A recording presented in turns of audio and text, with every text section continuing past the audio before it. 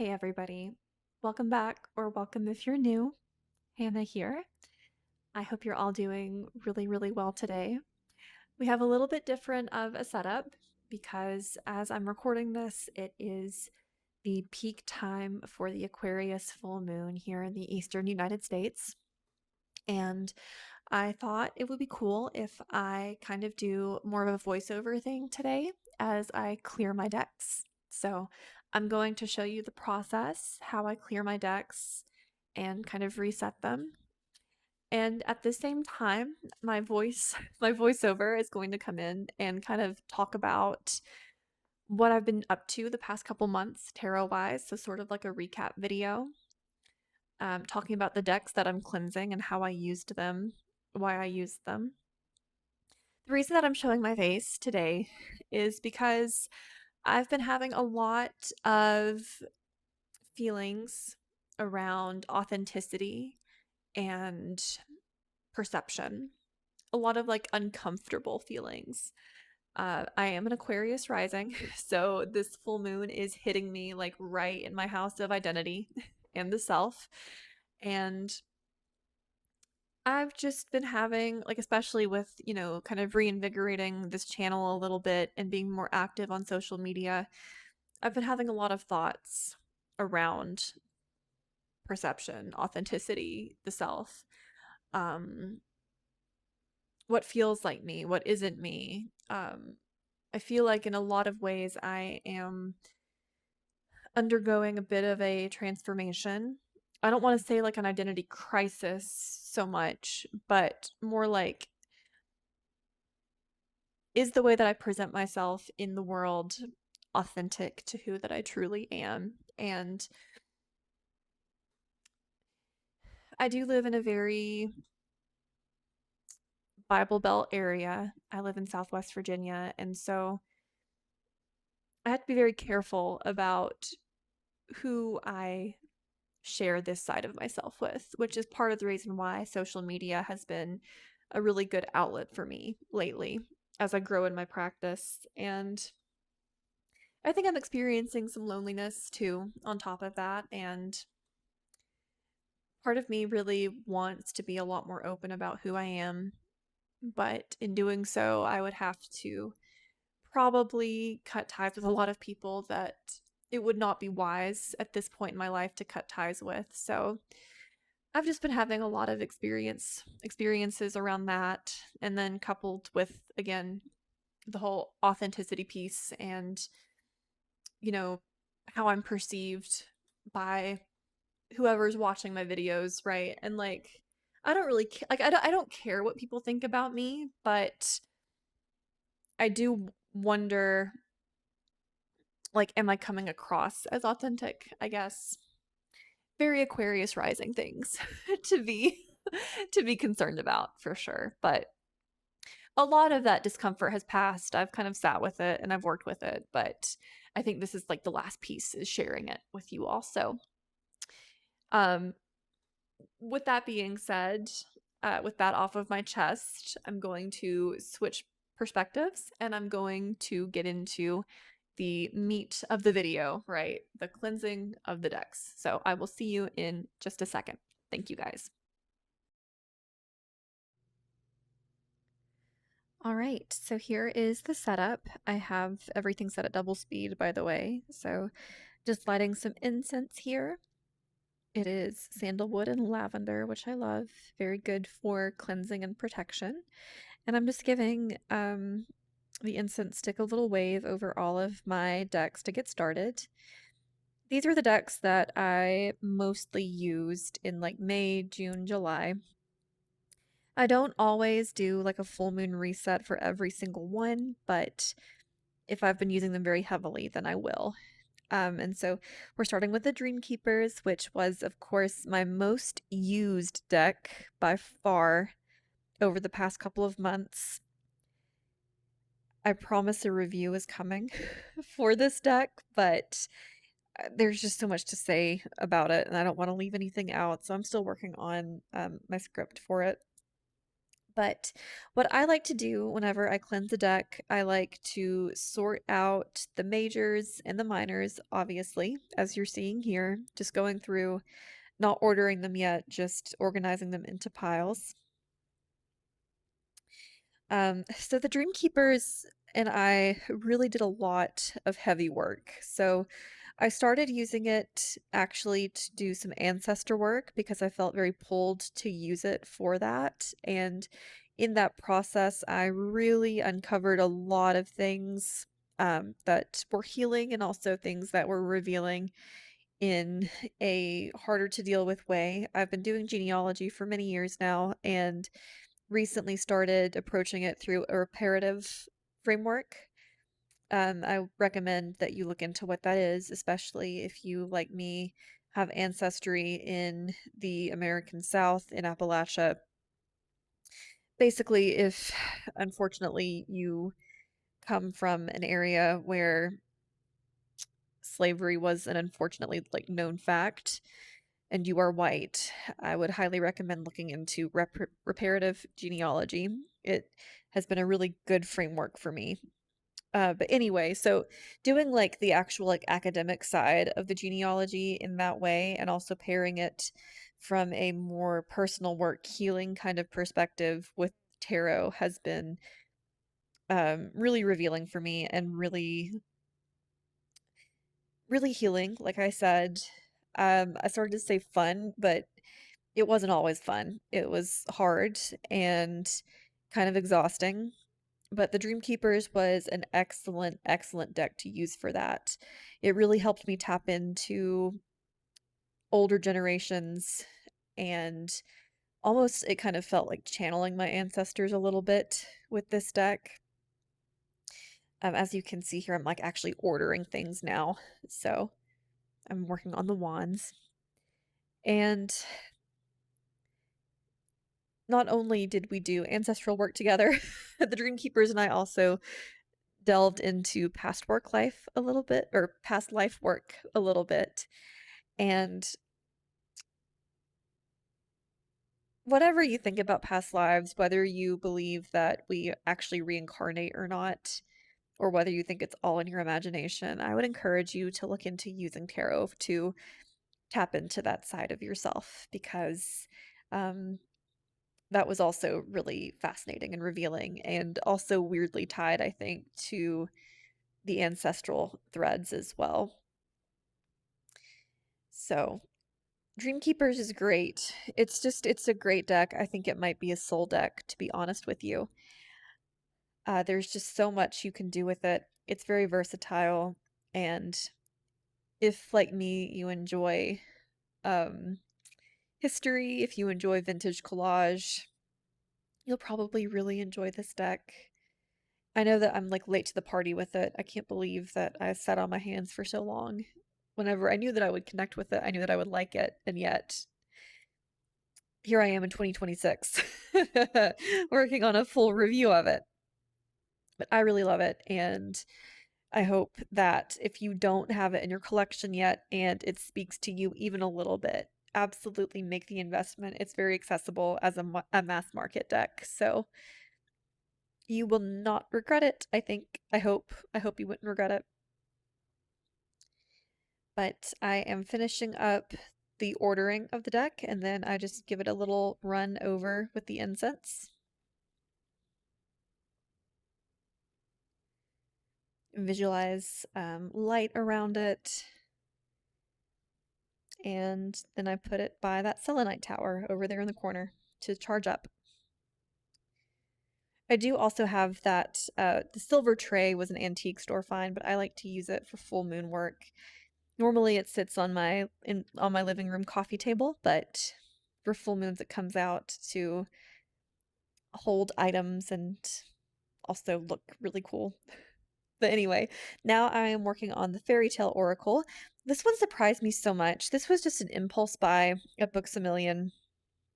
I'd never heard of it before, but the art called to me, and I did an unboxing of it on the channel. It is beautiful. It is beautiful. I like am surprised by how deep it is. Someone left a comment on the unboxing talking about how deep the deck is, and like yeah, it will take you there. I've been using it for journaling and also in conjunction with the Dream Keepers to do past life work. Whew, oh my word. It doesn't really it doesn't pussyfoot around, to use like a very antiquated term. Like it doesn't really um it doesn't waste time at all. Like it will definitely get to the heart of an issue really quickly. And I think that the prompts on the card are so thoughtful, and I've mostly been using it for journaling, but I found that it is so versatile. You could use it as a clarifier if you wanted to. I do think it lends itself more to self-work, inner work, that kind of thing, just like general like self-development and growth.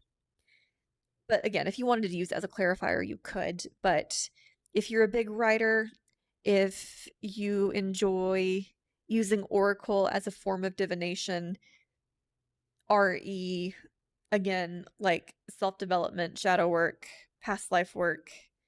I haven't tried it for ancestor work, but I think it could be good for that for sure. Then I think the Fairy Tale Oracle might be your guy. And, like my only qualm with it, I wouldn't even call it a qualm, it's just an observation, is that it is very Eurocentric and the box just does not make that very clear. So, um, just an FYI if that's something that bothers you, but it is so gorgeous. It is such a beautiful deck, and I'm so glad to have it in my collection. I'm gonna give it a little bit of a break in August, I think, just because I have used it a lot just in a couple weeks and I want to try something different with it, but I can definitely see it coming out again very soon. But yeah, that's the Fairy Tale Oracle. What am I pulling out next here? Okay, Soul Tarot by Lindsay Mack. Yeah, this is such a beautiful deck. It's one that I did not work with a whole lot just because Dream Keepers was such a huge part of my life for the past couple months.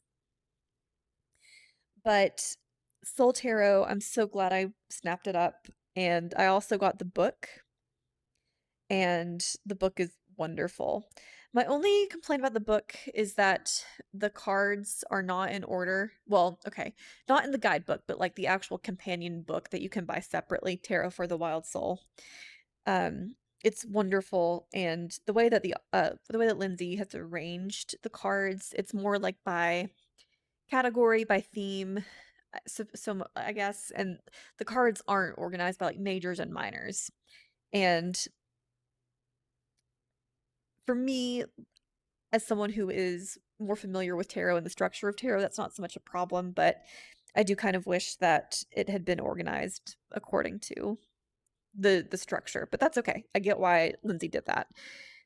And this ain't about the book. This is about the deck. So this deck is really special.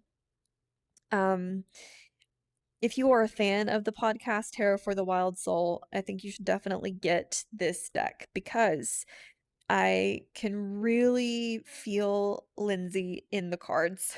For if that makes any sense at all, I can really feel them and their presence and their just gentle, dulcet voice that I used to listen to religiously whenever I was first starting my tarot journey.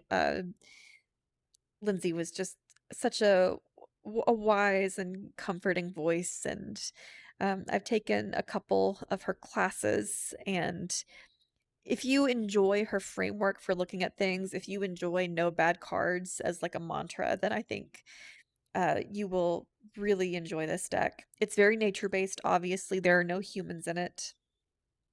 It is very gentle, but not gentle in the sense of like um surface level messages. It goes very, very deep, but it's able to touch the parts of your soul that maybe you weren't even aware of needed to be tended to. Like, for instance, if I go to Soul Tarot and I ask it a question, it can get to the heart of the matter, and it often surprises me in what it tells me.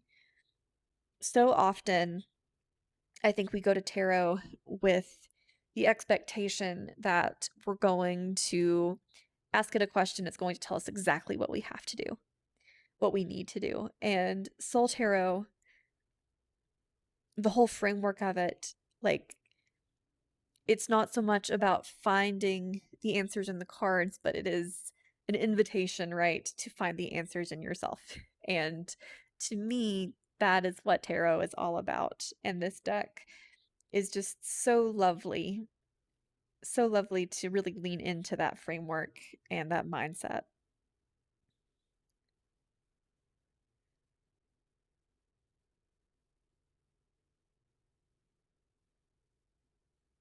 So if you are wondering what I'm doing, well, obviously I'm ordering it, but I always like, I'll count each pile to make sure that I have 22 majors and then each minor suit has 14 cards in it. This was one that I actually kind of had trouble ordering just because I'm not super familiar with it yet. And obviously the structure is not, or sorry, like the structure is RWS, but the illustrations do not very closely mirror the traditional RWS. There are no people in it. Again, very nature, very plant life, very animal based.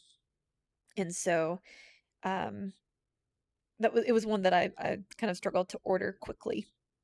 But that's okay because as I was looking at the cards, I was getting more familiar with the imagery, which is another benefit of doing a big reset, I think, with these cards, and then just sticking it in the smoke and giving it a good cleanse.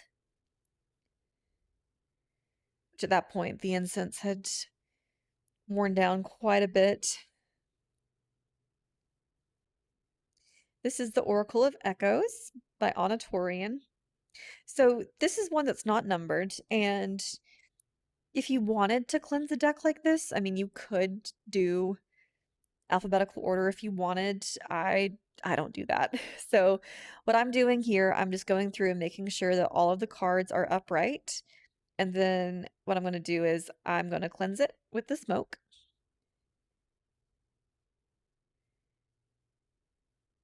What little smoke was left. And then I'm going to shuffle it.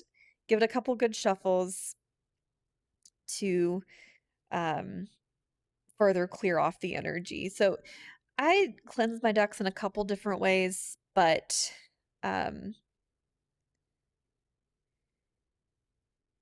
shuffling is a good one. I love shuffling my cards. All right, and then the last one we've got is the Ethereal Visions Tarot. This is one that I did not use a lot for myself. I mostly used it for collective pulls over on Instagram, which, by the way, I'm going to plug myself a little bit. I do post card of the day stuff over there. I'm not a Reels person. I don't love TikTok. I don't like that format, but I'm finding that the algorithm does love it, and I kind of hate that I am submitting to the algorithm, but as I'm growing this little channel, as I'm growing my little profile like across social medias,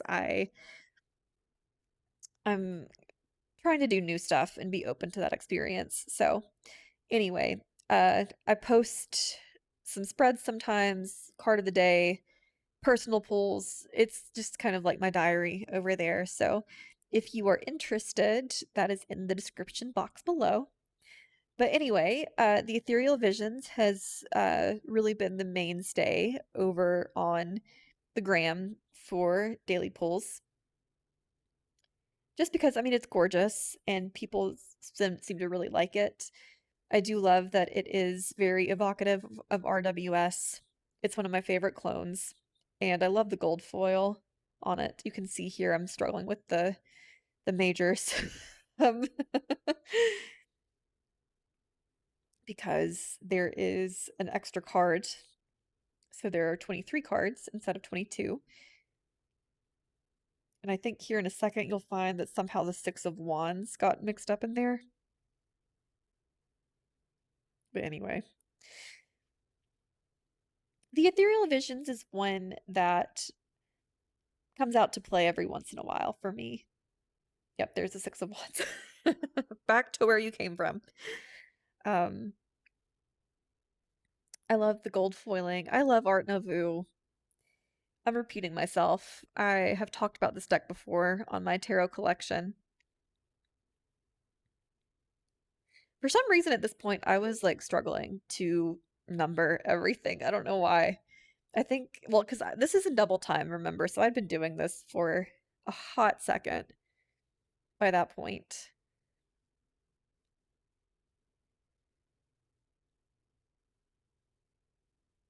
I think I was just tired and kind of over it. So, yeah, that's kind of all there is to the ethereal visions and how I used it over the past month or so. I'm going to let myself finish clearing the deck and I will wrap it up. Thank you so much for watching, guys. I really appreciate it. Every like and comment really means the world to me. I do think part of my anxiety around perception is kind of also stemming from the love that I've been getting lately from internet strangers, which is great. And it's not like this is like a big channel because it's not, but um, once you have a video do better than you were expecting and people start leaving comments, it's kind of like, oh gosh, you found me. Okay.